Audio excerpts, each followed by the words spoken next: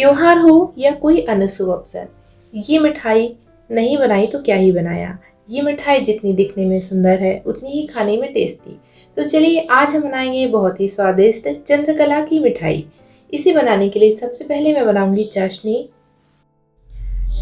सबसे पहले मैंने चाशनी से शुरुआत की है क्योंकि जब हम चंद्रकला की मिठाई को चाशनी में डुबाते हैं उस समय चाशनी थोड़ी सी ठंडी होनी चाहिए।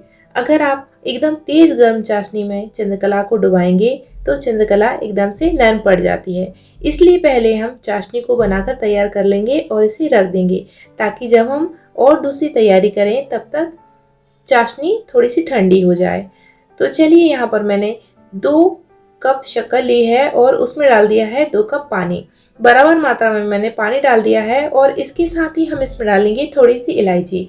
इलायची का आप पाउडर भी इस्तेमाल कर सकते हैं। यहाँ पर मैंने ऐसे ही इलायची को तोड़कर डाल दिया है और इसको धीमी आंच पर हम पकने के लिए रख देंगे जब तक ये गाढ़ी नहीं हो जाती।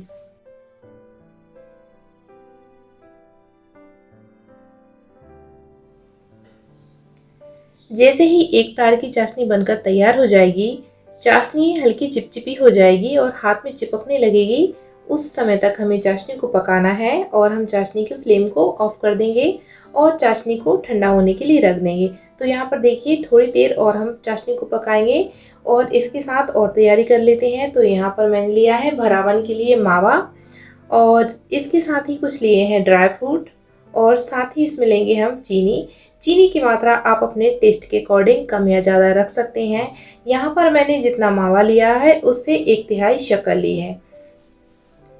देखिए ये मावा फ्रिज में रखा हुआ था, अगर मैं इसको हाथ से तोड़ूंगी तो इसमें दाने रह जाएंगे, इसलिए मैंने इसको कसने की मदद से कस लिया है ताकि इसका दाना दाना अलग हो जाए और इसमें गुठलियाँ ना रहें और एकदम बढ़िया से भरावन का मसाला इससे तैयार होगा। और इस तरह से देखिए मावा एकदम छोटे छोटे टुकड़ों में टूट गया है और इसको हम थोड़ा सा हाथ से मसल लेंगे ताकि एक ये और फाइन हो जाए। और यहाँ पर मैंने जितना मावा लिया था उससे 1/3 शक्कर ली है। टेस्ट के अकॉर्डिंग आप बराबर मात्रा में भी शक्कर डालना चाहें तो डाल सकते हैं, क्योंकि कुछ लोग मीठा खाना पसंद करते हैं और कुछ लोग कम मीठा खाना पसंद करते हैं। तो आप अपने टेस्ट के अकॉर्डिंग इसमें बराबर मात्रा में भी शक्कर डाल सकते हैं। अब यहाँ पर हमें ड्राई फ्रूट को थोड़ा सा रोस्ट कर लेना है। रोस्ट ड्राई फ्रूट का टेस्ट बहुत ही बढ़िया हो जाता है, हल्का सा क्रंच आ जाता है ड्राई फ्रूट में। यहाँ पर मैंने ड्राई फ्रूट को छोटे छोटे टुकड़ों में काट लिया था, या फिर आप इसको खलबट्टे में हल्का सा क्रश कर लीजिए, कूट लीजिए। और इस तरह से देखिए फ्लेम को बिल्कुल धीमा रखा है और इस धीमी फ्लेम पर ही हम सारे ड्राई फ्रूट को सेक लेंगे। यहाँ पर मैंने वो हल्का सा घी डाला है और उसके साथ ही ड्राई फ्रूट को सेक लिया है।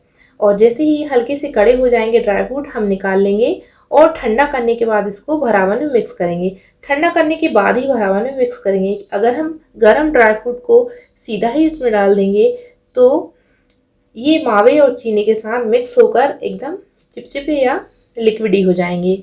और यहाँ पर देखिए धीमी आंच पर चाशनी रखी हुई है, इसको चेक कर लेते हैं। और जैसे ही चाशनी एक तार की हो जाती है और हल्की सी गाढ़ी हो जाती है, हाथ में चिपकने लगेगी, उस टाइम हम इसको निकाल लेंगे। अब देखिए एक तार से यहाँ मतलब है कि एक तार से थोड़ी और ज़्यादा आपको चाशनी को पकाना है ताकि जब हम चंद्रकला इसमें डिप करें तो एकदम नर्म ना हो, हल्की सी ऊपर से कड़ी रहे। इसलिए एक तार से थोड़ा और हम इसको पकाएंगे और हल्का सा गाढ़ा करेंगे। चेक करते रहिए बीच बीच में, आपको हाथ से समझ में आने लगेगी कि चाशनी गाढ़ी हो गई है या नहीं।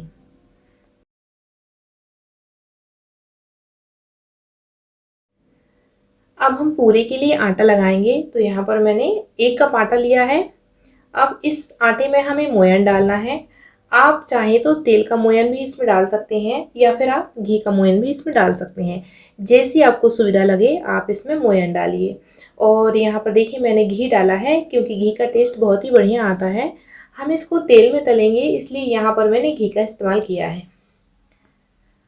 और इस तरह से हमें इसमें घी डालना है और इसे अच्छे से हाथ से मिक्स करेंगे।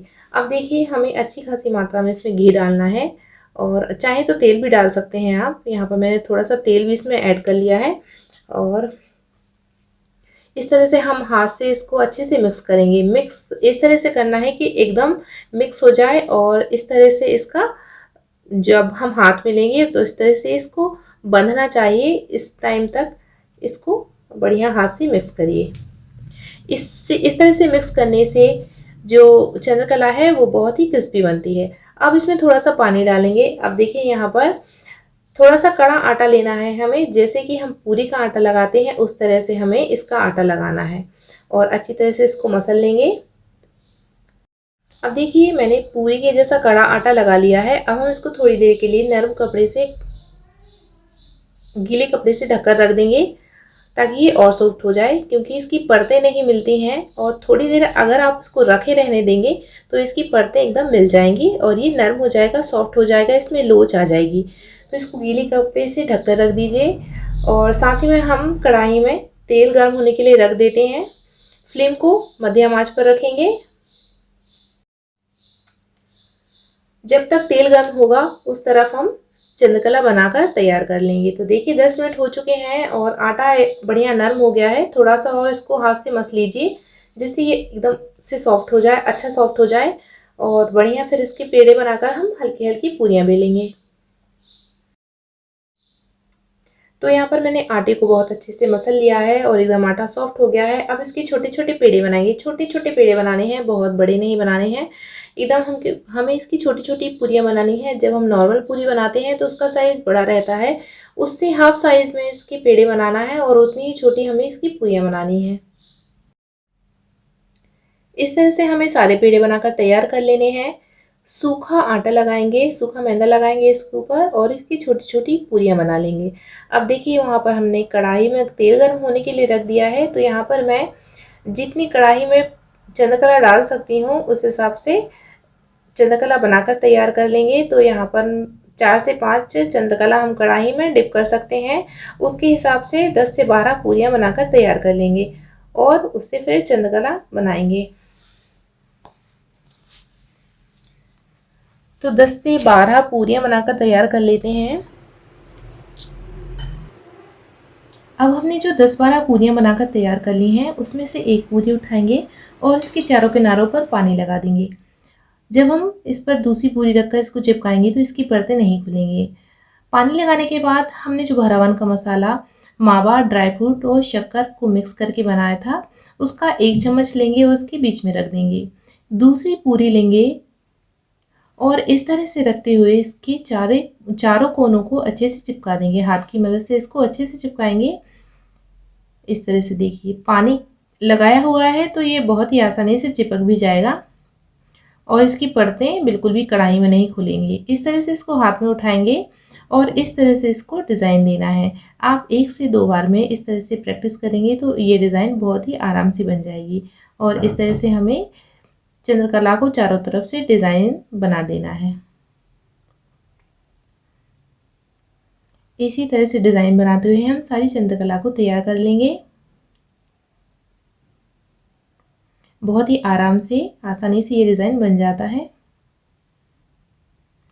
और आखिर में हम इसके कोने को इस तरह से चिपका देंगे। देखिए चंद्रकला बनकर तैयार है और सारी चंद्रकला मैंने बनाकर तैयार कर ली है। देखिए यहाँ पर मध्यम आंच पर हमने तेल को पहले गर्म किया था, उसके बाद फ्लेम को कर दिया है बिल्कुल धीमा और धीमी आंच पर ही हमें सारी चंद्रकला को इसमें तलना है।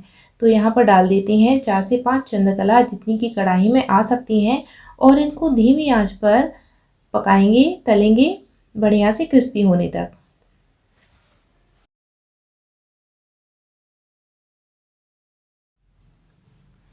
धीमी आंच पर ही चंद्रकला को तलेंगे जब तक कि ये ब्राउन कलर की नहीं हो जाती हैं। इससे एकदम क्रिस्पी हो जाएंगी ऊपर से और चाशनी में डालने पर बिल्कुल भी नरम नहीं पड़ेंगी। इसलिए हम यहाँ पर धीमी आंच पर ही चंद्रकला को तलेंगे। इसमें थोड़ा ज़्यादा टाइम लगेगा लेकिन चंद्रकला बहुत ही बढ़िया बनेगी।